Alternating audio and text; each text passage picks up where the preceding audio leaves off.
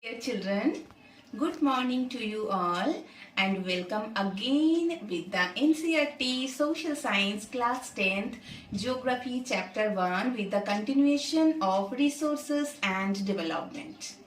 As in previous class, we have already learned about the classification or the types of resources. Today we will learn about the types in detail, but previously I want to ask you one question. Can you tell me, are all resources free gift of nature? No, all resources are not free gift of nature.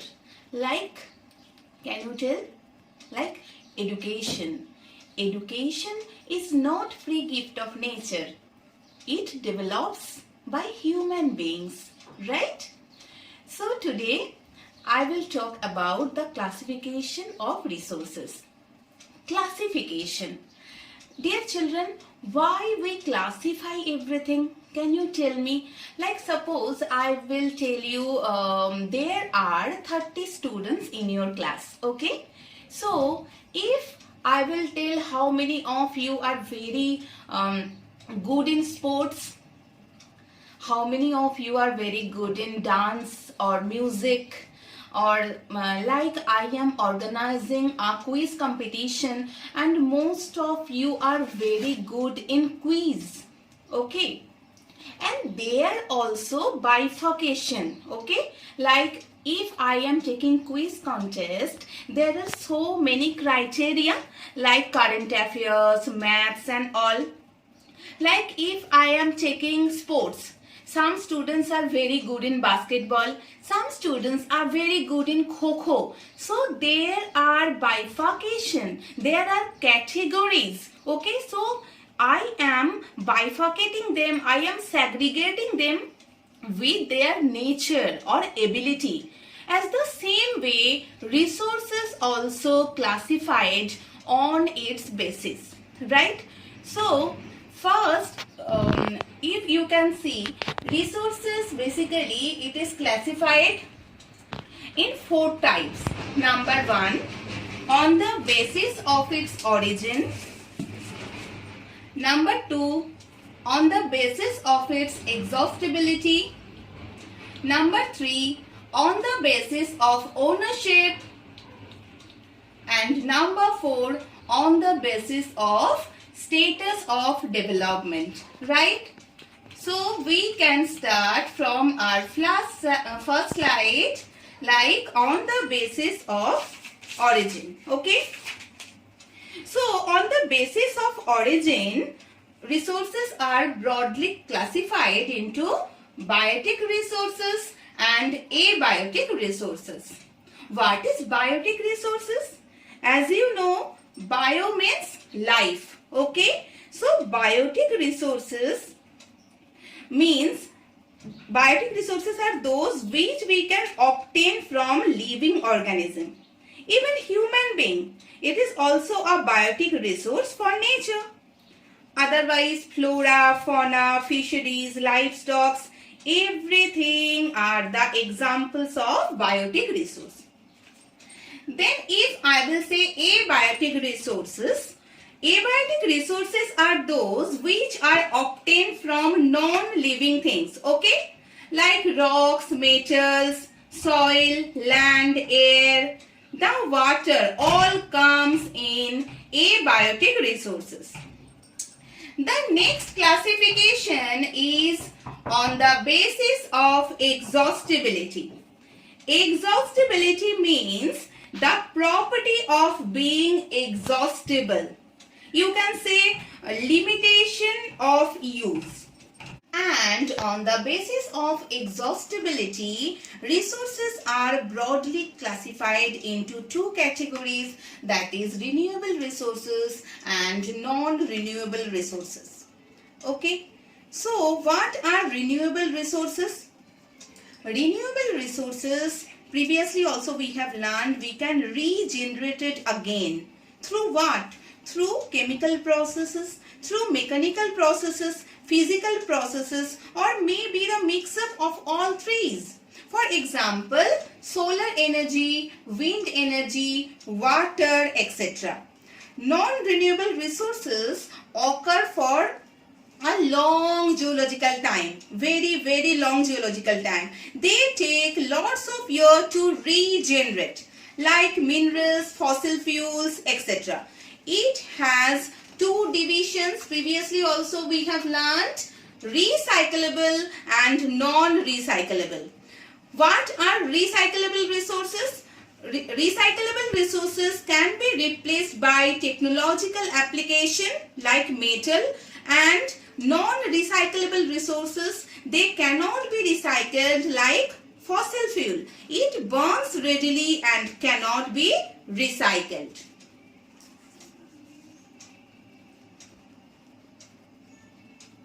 You can take these notes from here, taking screenshots.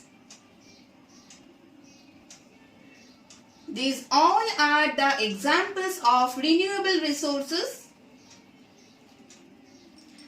Okay, then our next classification is on the basis of ownership. These are classified into 4 categories like individual, community owned, national and international. What are individual resources? Individual resources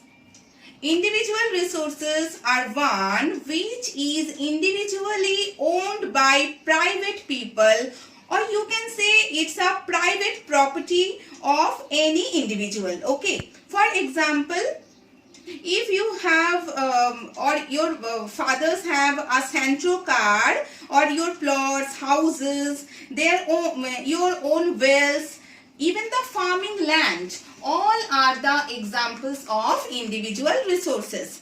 Our second category or second one is community resources or community owned resources. These are the one which owned by the member of the community or group of the people. For example, village pond, graveyard, playground, public park will all come in community owned resources. Then our classification is national resources. Okay. National resources are one which obtained by nature. For example, in India, the national resources will be its railways, roads, you can say canals, and you can say like GT road. Okay, like GT road. It's our national resource. And resources, just remember one thing, resources within the political boundaries and oceanic area up to 12 nautical miles. What is nautical mile, dear children? It is a unit. No, it is a unit measuring distance at sea. Okay. So, 12 nautical miles, that is 19.2 kilometers from the coast, are included in national resources. Means from the coastline. You can see from here. Means if it is our coastline, all of you know it is our coastline. So from the coastline, 12 nautical miles, it will be also our national resources. Okay. Then international resources. International resources. The oceanic resources outside 200 nautical miles. Dear children, what we have learned in national resources, it will be 12 nautical miles and it is 200 nautical miles. Just omit this kilometer, it is misprint. It will be nautical mile. Okay. So the oceanic resource outside 200 nautical mile, that is 370 kilometer of the exclusive economic zone, belongs to international resources. Okay. They does not come under any individual nation. Okay. No individual country can utilize these resources without taking permission from the UN or international institutions. Then our category will be on the basis of the status of development.